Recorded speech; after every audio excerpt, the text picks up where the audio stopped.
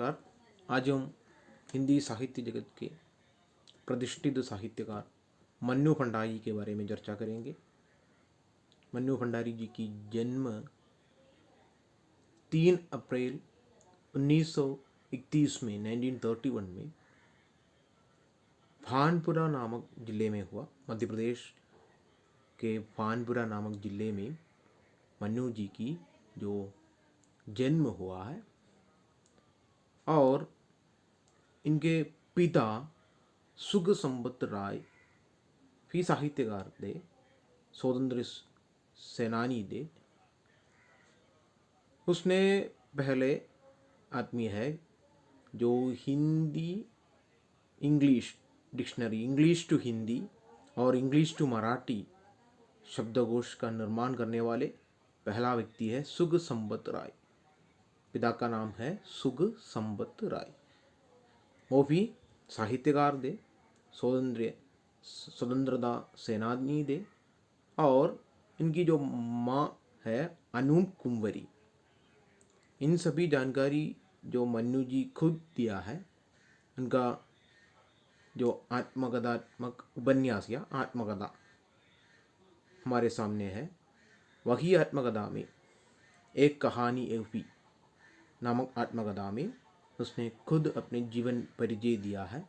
आत्मकथात्मक उपन्यास के रूप से देख सकते हैं और लेकिन विधा तो आत्मकथा है। वही आत्मकथा को 2008 में व्यास सम्मान प्राप्त हुआ है। एक कहानी एवपी का रचना 2007 में हुआ। 2008 में एक कहानी एवपी आत्मकथा को व्यास सम्मान भी प्राप्त हुआ। सुग संबत राय खुद लेखन कार्य करते थे, इसलिए बेटी को भी विरासत के रूप में, माने मन्नू भंडारी को भी अपने विरासत के रूप में जो लेखन कार्य सौंपा दिया होगा। माने प्रेरणा स्रोत अपने पिता से ही मिला होगा, इसलिए मन्नू भंडारी भी एक प्रसिद्ध एवं प्राउड रचनाकार के रूप में प्रसिद्धि प्राप्त की। माँ की नाम जो है अनूप कुंवरी है, माँ की नाम अनूप कुंवरी है। और 1959 में राजेंद्र यादव के साथ इनकी शादी भी हो गई। राजेंद्र यादव भी हिंदी के मशहूर लेखक है और प्रतिष्ठित साहित्यकार के रूप में नाम पाने वाले एक व्यक्ति है राजेंद्र यादव। इनसे 1959 में इनकी शादी हुई। बचपन का नाम मन्नू भंडारी जी का बचपन का नाम है महेंद्र कुमारी और प्यार से मुन्नू कहते थे, प्यार से मुन्नू कहते थे। बाद में वो मन्नू बन गई। महेंद्र कुमारी ही इनका असली नाम के रूप में हम देख सकते हैं, महेंद्र कुमारी। एक बात एक भी है, राजेंद्र यादव और मन्नू जी को एक बेटी है, उनकी नाम है रचना। इन दोनों ने रचना कार्य करते थे, इसलिए बेटी को भी एक ही नाम रख लिया, रचना। और तो मामूली की बात है, जो याद रखने की बात नहीं, लेकिन जो एक बात एक भी है, रचना नामक एक बेटी भी इन दोनों की जो संपत्ति है। आगे देखें तो ने शलाका पुरस्कार मिला है। बहुत अधिक पुरस्कार मन्नू जी को मिली है, लेकिन प्रमुख रूप से शलाका पुरस्कार और व्यास सम्मान। व्यास सम्मान 2008 में इन्हें प्राप्त हुई। एक कहानी एवपी नामक आत्मकथा को, ये तो आत्मकथा है लेकिन आत्मकथात्मक उपन्यास के रूप में भी हम देख सकते हैं। वही आत्मकथा को 2008 में इन्हें व्यास सम्मान मिला। शलाका पुरस्कार भी इसे 2006 और 2007 के बीच की जो शलाका पुरस्कार भी इन्हें प्राप्त हुई। इनका जन्म तो मध्य प्रदेश में हुआ, लेकिन अजमेर तथा राजस्थान में ही वह अपने जीवन बिताई है। इनकी जो उपन्यास के बारे में भी हम आज चर्चा करेंगे। एक बात यही है कि जो दो रचनाकार के संबंध से और मिलजुल कर दो रचनाकार एक उपन्यास की रचना की है। उसी तरह की और उसी श्रेणी की जो उपन्यास है एक इंच मुस्कान, 1962 में पब्लिश्ड उपन्यास है एक इंच मुस्कान। इस उपन्यास मन्नू जी और उनके पति राजेंद्र यादव मिलजुल कर और सहयोग से ही एक उपन्यास लेखन किया है, एक इंच मुस्कान। दो रचनाओं के नाम यहाँ उल्लेख किया है। एक तो एक कहानी एक भी, ये तो मन्नू भंडारी खुद अपने आत्मकथा को हमारे सामने रख ली। वही आत्मकथा का नाम है एक कहानी एक भी। और राजेंद्र यादव उनके पति है, राजेंद्र यादव और मन्नू जी मिलजुल कर एक उपन्यास की रचना की। वही उपन्यास का नाम है एक इंच मुस्कान, जो 1962 में इसका प्रकाशन हुआ। इतना है इस स्लाइड में, आप बार बार देख लीजिए। जो संदेह है तो बातें अगले स्लाइड में होगा, जो बात आपके मन में है। इनका उपन्यास की चर्चा ही हम आज करेंगे। उपन्यास एक इंच मुस्कान तो पहले मैं कह चुका हूँ। एक इंच मुस्कान इनकी जो उपन्यास है 1962 में प्रकाशित हुई उपन्यास है एक इंच मुस्कान। राजेंद्र यादव और मन्नू जी मिलजुल कर इस उपन्यास की रचना की। ये तो एक दुखांत प्रेम कहानी है। इसमें जो पात्र है अमर रजना अमला, अमर रजना अमला। इसमें अमर पुरुष पात्र है। इनकी जो सारे बातों को डायलॉगों तो किसने लिखा है, राजेंद्र यादव ने लिखा है। रचना और अमला जो स्त्री पात्र है, उन लोगों की जो बातों को मन्नू जी ने लिखी है।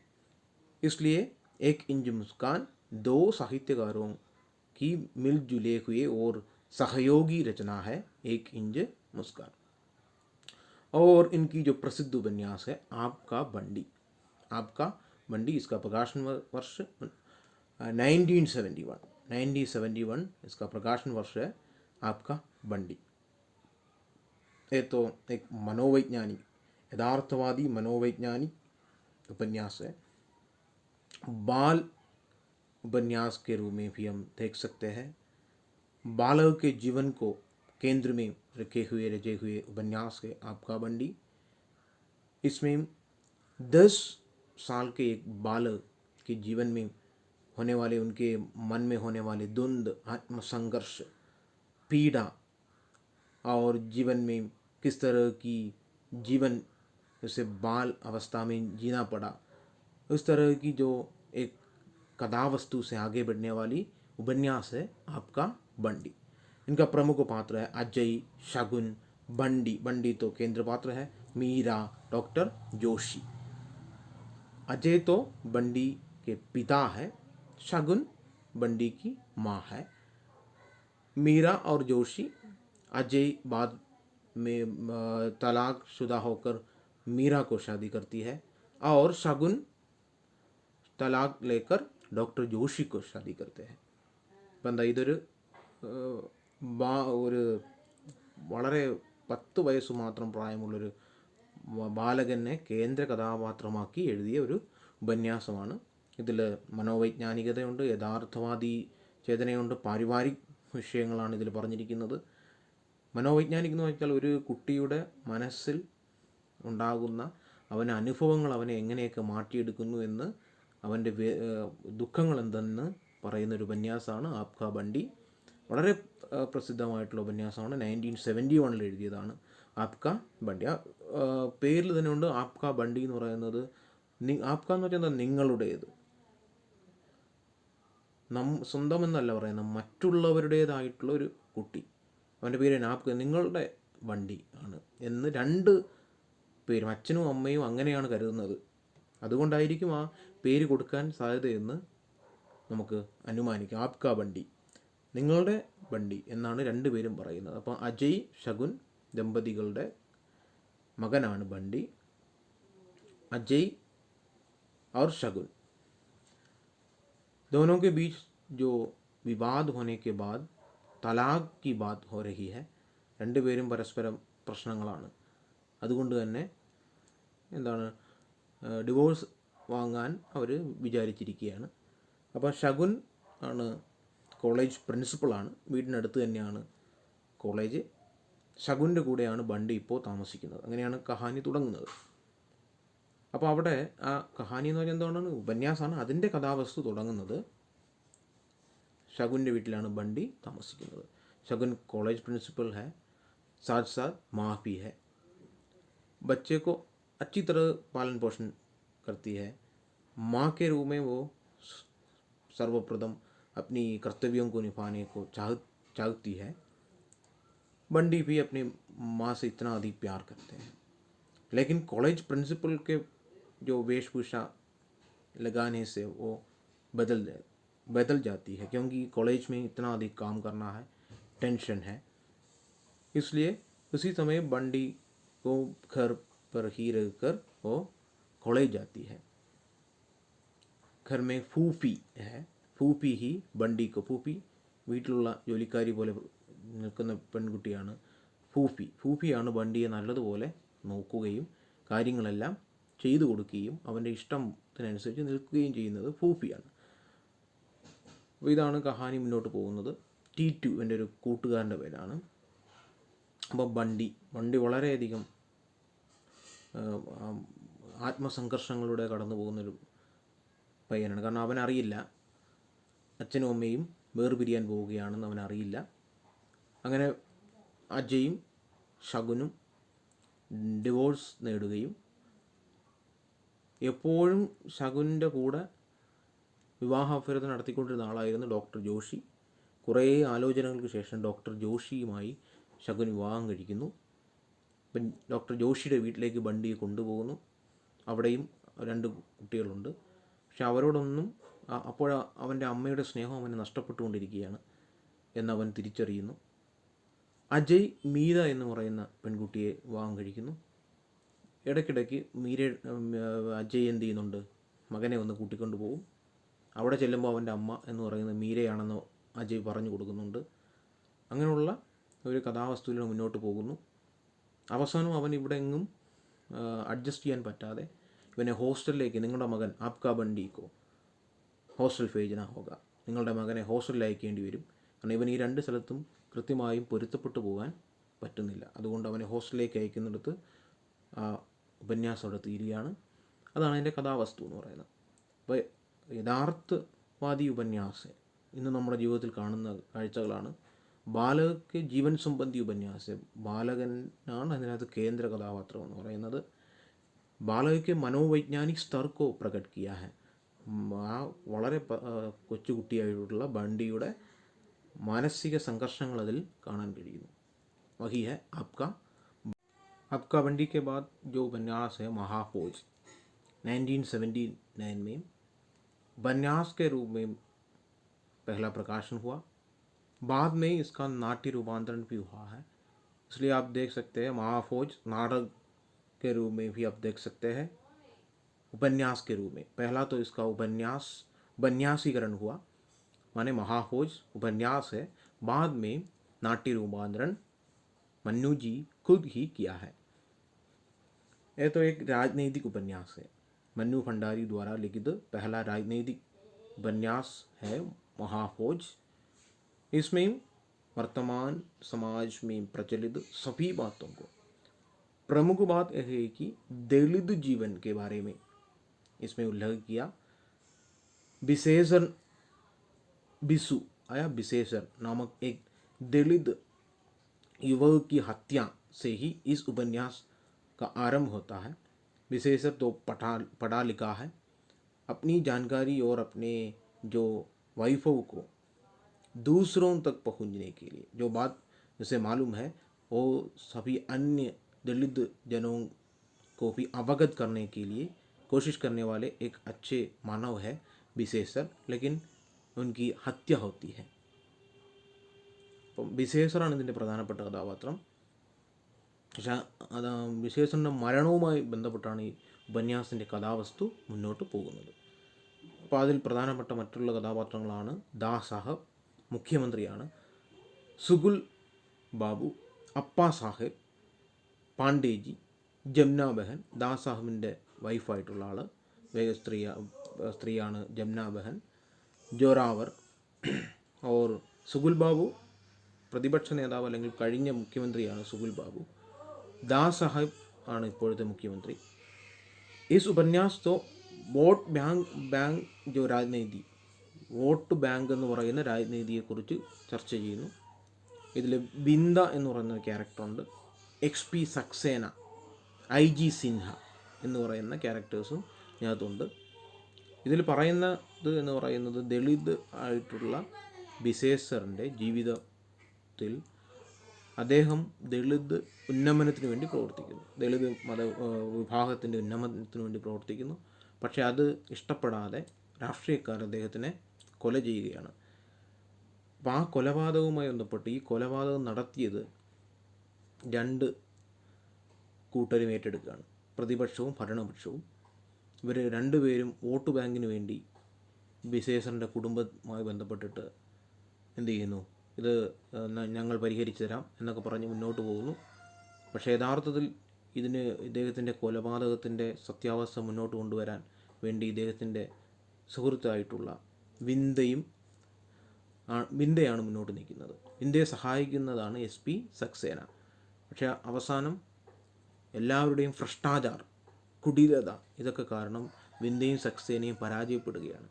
വിന്ദയെ അവസാനം ജയിലിലടയ്ക്കുമ്പോഴാണ് ഈ ഉപന്യാസം, അത് അവസാനം അവരുടെ കരച്ചിലാണ് ഇതിൽ ഉപന്യാസത്തിൻ്റെ അവസാനമായിട്ട് വരുന്ന ഭാഗത്തുള്ളത്. ഇതിന് ഭ്രഷ്ടാചാരിയായിട്ട് നിൽക്കുന്നത് എല്ലാ രാഷ്ട്രീയക്കാരും ഭ്രഷ്ടാചാരികളായിട്ട് ഇതിനകത്ത് കാണിക്കുന്നുണ്ട്. വോട്ട് ബാങ്കാണ് അവരുടെ ലക്ഷ്യം. അപ്പോൾ ദാസ് സാഹിബ് പുതിയ പദ്ധതികളെ കൊണ്ടുവന്ന് ജനങ്ങളെ കയ്യിലെടുക്കുന്നു. IG സിൻഹയാണെങ്കിൽ എന്ത് ചെയ്യുന്നു, തെറ്റായ കേസ് ചുമത്തി വിന്ദയെ അറസ്റ്റ് ചെയ്യുന്നു. വിന്ദ യഥാർത്ഥത്തിൽ ഇദ്ദേഹത്തിൻ്റെ ബിസു എന്നാണ് വിളിക്കുന്ന ബിസേസറിൻ്റെ മരണത്തിന് കാരണക്കാരായിട്ടുള്ളവരെ അറസ്റ്റ് ചെയ്യണമെന്ന് സമരം ചെയ്യുന്ന വ്യക്തിയും അതിൻ്റെ തെളിവുകൾ ഹാജരാക്കുകയുമാണ് ചെയ്യുന്നത്. പക്ഷേ തെറ്റായിട്ടുള്ള രീതിയിൽ ബിസേസറിൻ്റെ കൊലപാതകത്തെ കൊണ്ടുപോവുകയും സുഹൃത്തിനെ തന്നെ അറസ്റ്റ് ചെയ്യുകയും ചെയ്യുന്ന ഒരു രാജ്നീതിയാണ് ഇതിൽ പറയുന്നത്. ഇവരെ സന്തോഷിപ്പിക്കുന്നു, ദളിത് സമൂഹത്തിനെ എന്തെങ്കിലുമൊക്കെ ചെയ്ത് സന്തോഷിപ്പിക്കുന്നു. പക്ഷേ ശരിയായ രീതിയിൽ അവരെ കൊണ്ടുപോകാൻ ഈ രാഷ്ട്രീയക്കാർക്ക് ശ്രമമില്ല. അപ്പം അതാണ് ഇതിൽ പ്രധാനമായിട്ടും പറഞ്ഞിരിക്കുന്ന കഥാവസ്തു എന്ന് പറയുന്നത്. ഇപ്പം സ്വാമി ജോ എക് ഔർ ഉപന്യാസ്, സ്വാമി മുമ്പേ തന്നെ ഒരു ഉപന്യാസമുണ്ട്, ശരത്ചന്ദ്ര ചടോപാധ്യായ എന്ന് പറയുന്ന വ്യക്തിയുടെ കഹാനിയുടെ ഉപന്യാസീകരണമാണ് ഈ സ്വാമി എന്ന് പറയുന്ന ഉപന്യാസ്. 1982 പക്ഷേ പുസ്തകം ആയിട്ട് പബ്ലിഷ് ചെയ്ത് വരുന്നത്, പുസ്തകമായിട്ട് റീപബ്ലിക്കേഷൻ നടത്തുന്നതിന് 2013 കൽവ നാമക് ഏക് ഉപന്യാസ്, ബാലോപയോഗി ഉപന്യാസാണ് കൽവ. അതിൻ്റെ പബ്ലിഷിംഗ് ഇയർ 1971 പറയുന്നത്, പക്ഷേ കൃത്യമായിട്ടും അതിനെ കണക്കാക്കാൻ കഴിയില്ല. കൽവ 1971 ഉപന്യാസം എന്ന് പറയുന്നു. ആസ്മാദ ബാലോപയോഗി ഉപന്യാസമാണ്. ആസ്മാദ ലോകഥയുമായി ബന്ധപ്പെട്ട്, ലോകഥയുടെ അടിസ്ഥാനത്തിലാണ് ആസ്മാദ എഴുതിയിരിക്കുന്നത്. ബാലോപയോഗി ഉപന്യാസമാണ്. പ്രധാനപ്പെട്ട ഉപന്യാസങ്ങൾ ആപ്കാ ബണ്ടി ഓർ മഹാഭോജ് ഹെ. സ്വാമി ശരത്ചന്ദ്ര ചടോപാധ്യായയുടെ കഹാനിയുടെ ഉപന്യാസീകരണമാണ്. അനുവാദം എന്ന് പറയാൻ പറ്റത്തില്ല. മന്നുജിയുടെ ആയിട്ടുള്ള കാഴ്ചപ്പാടുകൾ ആ സ്വാമി എന്നുള്ള ഉപന്യാസത്തിൽ ഉൾപ്പെടുത്തിയിട്ടുണ്ട്. അതുകൊണ്ട് അനുവാദ് എന്ന് പറയാൻ കഴിയില്ല. കൽവ ബാലോപയോഗി उपन्यास है. 1971 इनका जो प्रकाशन वर्ष है, लेकिन सही नहीं होगा इसलिए यहाँ नहीं दिया है. आसमादा तो 1981 में ही प्रकाशन हुआ. बालोपयोगी उपन्यास है. 1 इंच मुस्कान के बारे में पहले तो हम चर्चा किया है. 1 इंच मुस्कान सहयोगी रचना है.